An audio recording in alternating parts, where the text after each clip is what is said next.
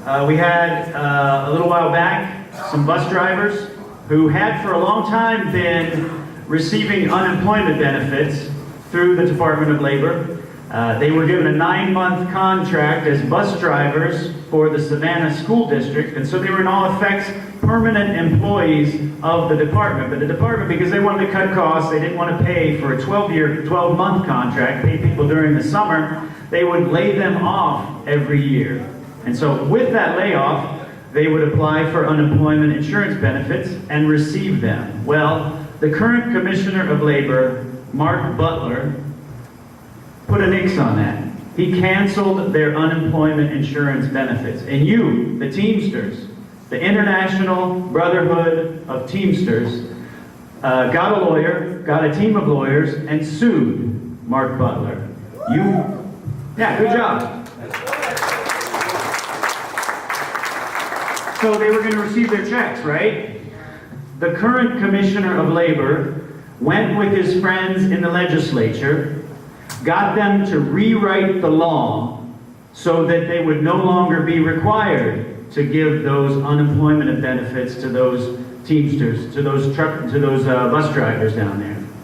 Those are the kind of things that the Commissioner of Labor is directly involved with. The Commissioner of Labor should, as Randy so eloquently pointed out, be on the side of working people. Commissioner of Labor. You just put it in your phones, Wikipedia, that's the first thing it says, looks after workers.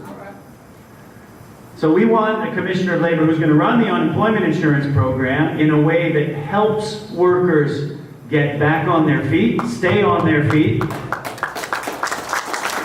find a new job, retrain if needed.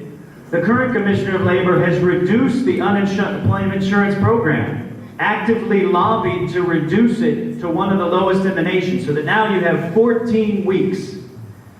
If you're fired, if your company goes out of business because of changing technology, you have 14 weeks to retrain for a new career. Most states it's 26, still probably not enough, but at least it gives you something to get through. And we also have some of the lowest benefits in the country. So the Commissioner of Labor does not write the laws, but does lobby work with legislators to make sure that we pass laws that help out working families. Commissioner of Labor also makes sure that your workplace is safe. I was just talking to a couple guys out there that were mentioning to me some of the dangerous conditions on one of the work sites here in Georgia. That's something the Commissioner of Labor should look after. Our current Commissioner of Labor always has the back of business, always listens to what the leaders of businesses have to say. He even holds special sessions with the leaders of business so they can think of new ways to put people onto 1099s rather than having them as full-time employees. That is not the kind of person we need in the Commissioner of Labor position. We need someone. I grew up in a working class family. My stepfather was a member of the United Rubber Workers Union.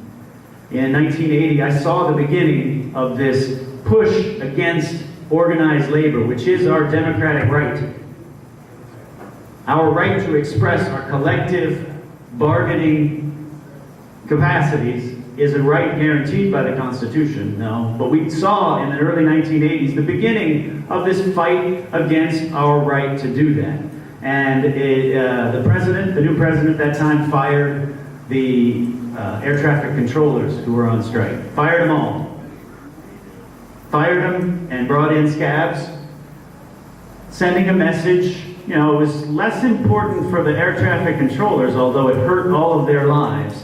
It was important for all of us, everyone, all the workers of the United States, because it sent a message that your collective bargaining rights would not be protected. And so at the end of a strike at the Goodyear plant, where my stepfather worked, we were offered a big cut in pay, shift to piecework rather than an hourly wage, and move somewhere else. Move out to Kansas, move to Kentucky, move to Danville, Virginia, places where unions were weaker. So I ended up in Danville, Virginia. I finished high school there. I went to college on a naval ROTC scholarship. I got to do a lot of cool stuff. Got to navigate a ship, got to run a boiler. got to serve my country. After that, I went into higher education, and I've helped students, a lot of them first-generation students. Last 15 years, I taught at Georgia State University. Any of you have kids that are Georgia State? We graduated the most African-American men of any university in the United States last year. So when I was growing up, it was taken for advantage. Your dad works in a factory, you can go to college if you want to. You can go work in a factory. You can become a welder and make a decent middle-class living. All of that has been called into question in the last few years. And right now, I think it's been being used cynically to get people to vote against their interests sometimes. We need to make sure people understand the issues that are stated. Since 1978, when I was 13 years old, so my entire adult life and about 5 years of my non-adult life, we could drink beer at 18 back then. My entire adult life, we've seen a 10% increase in working family wages. 10% in the last 40 years. How much do you think the cost of living's gone up? 300%. It's 3 times more expensive than it was in 1978 to live than it was. That makes sense. I mean, a loaf of bread was 10 cents back then. A dozen eggs was 12 cents. Candy bar was 5. I remember that because I was 13 years old. Executive wages have gone up 900%. 900%. So this is nationwide. This is not just Georgia. But Georgia has one of the highest wage disparities in the United States.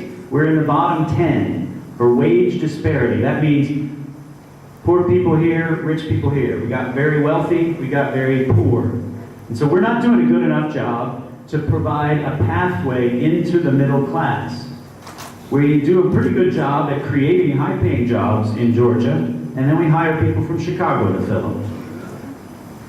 We do a good job at making sure everyone's employed, but they're underemployed. They're working 3 jobs that lead nowhere, that don't provide health insurance, that don't provide a pension by which after 40 years of work they might think about retiring and relaxing with their grandkids. That's what we need to be fighting for. So I promise you, as your Commissioner of Labor, I will make the unemployment insurance work for you. I will make sure that you get your checks. If they fire 25 people at a time, I will get an individual out there to get you in the system as fast as possible to make sure that you don't have to worry about that as you're putting your kids into school. Like my friend Dave up in Trenton, workers have been locked out. First time in the history of Georgia, 30 years. That's like hitting someone with your elbow while you're playing basketball. So right as the school year began, they said, no, we don't need you, you're locked out. As a negotiating tactic. So kids with Dave, he has 3 daughters, 2 of them are in school. One of them's about 4, she was on the line out there with him holding a sign. And he had to cancel a dentist appointment. They're doing okay for now because the union stepped in. But think about all the workers. When you're in a union, you're not just fighting for your own rights. You're fighting for all the workers in the United States. We got the weekend. We got the 40-hour work week. We made vacation possible for working families.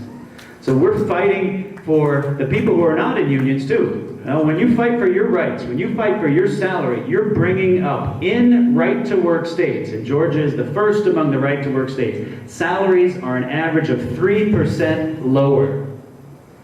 So we need to change the way organized labor is treated. We need to change the way workers are treated. We need to make sure that we do not have hostile workplaces, from our supermarkets to our truck dispatching centers, to our factories, to our schools.